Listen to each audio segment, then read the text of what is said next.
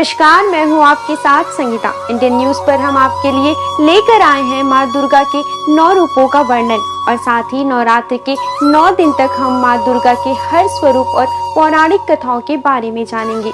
तो शुरू करने से पहले आप सभी को इंडियन न्यूज की तरफ से शारदीय नवरात्र की ढेर सारी शुभकामनाएं।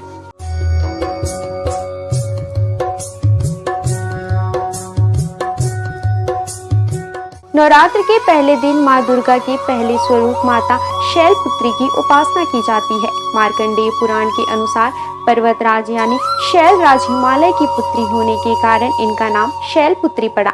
साथ ही माता का वाहन बैल होने के कारण इन्हें वृषारूढ़ा भी कहा जाता है। आपको बता दें कि मां शैलपुत्री के 2 हाथों में से दाहिने हाथ में त्रिशूल और बाएं हाथ में कमल का फूल सुशोभित होता है।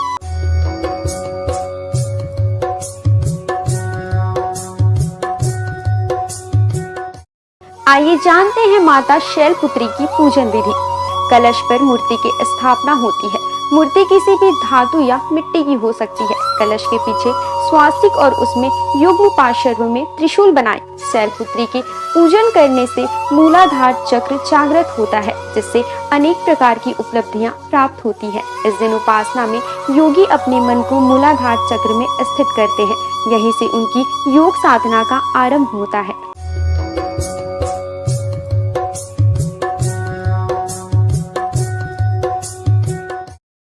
शारदीय नवरात्र आरंभ होने पर चैत्र शुक्ल प्रतिपदा के दिन कलश स्थापना के साथ ही मां दुर्गा की पूजा शुरू की जाती है।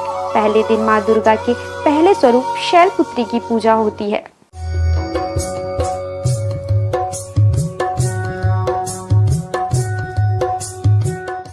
आइए जानते हैं सती की कथा। मार्कंडेय पुराण के अनुसार यही 9 दुर्गाओं में से प्रथम दुर्गा है। अपने पूर्व जन्म में प्रजापति दक्ष की कन्या के रूप में उत्पन्न हुई थी, तब इनका नाम सती था। इनका विवाह भगवान शंकर से हुआ था। एक बार प्रजापति दक्ष ने एक बहुत बड़ा यज्ञ किया।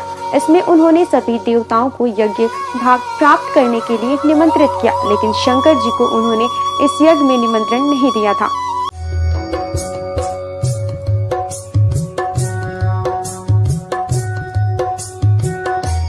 सती ने जब सुना कि उनके पिता एक विशाल यज्ञ का अनुष्ठान कर रहे हैं, तब वहां जाने के लिए उनका मन विकल हो उठा। अपनी यह इच्छा उन्होंने शंकर जी को बताई। उन्होंने कहा, प्रजापति दक्ष किसी कारणवश हमसे रुष्ट हैं। अपने यज्ञ में उन्होंने सारे देवताओं को निमंत्रित किया है, उनके यज्ञ का भाग भी उन्हें समर्पित किया है, किंतु हमें नहीं बुलाया है। ऐसी परिस्थिति में तुम्हारा जाना श्रेयस्कर नहीं होगा।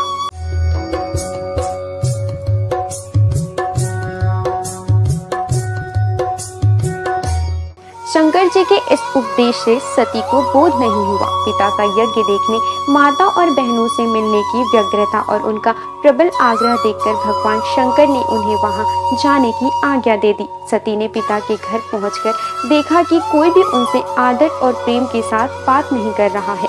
केवल उनकी माता ने स्नेह से उन्हें गले लगाया। बहनों की बातों में व्यंग्य और उपहास का भाव था। परिजनों के इस व्यवहार से उनके मन को संताप हुआ।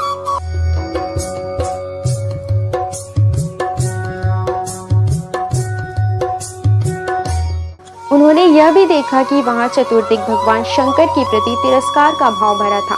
दक्ष ने उनके पति शंकर जी के प्रति कुछ अपमानजनक वचन भी कहे। यह सब देखकर सती का हृदय क्षोभ, ग्लानि और क्रोध से भरा था।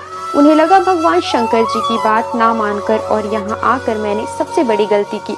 वह अपने पति का अपमान सह न सकी। उन्होंने अपने उस रूप को तत्क्षण ही योगाग्नि द्वारा जलाकर भस्म कर दिया। वज्रपात के समान उस दारुण दुरुखद घटना को सुनकर शंकर जी ने क्रुद्ध होकर अपने गणों को भेजकर दक्ष के उस यज्ञ को पूर्णतः विध्वंस करा दिया। सती ने अगले जन्म में शैलराज हिमालय की पुत्री के रूप में जन्म लिया। इस बार वह शैलपुत्री के नाम से विख्यात हुई। पार्वती हेमवती भी उन्हीं के नाम है। उपनिषद की एक कथा के अनुसार इन्हीं ने हेमवती स्वरूप से देवताओं का गर्भभंजन किया था।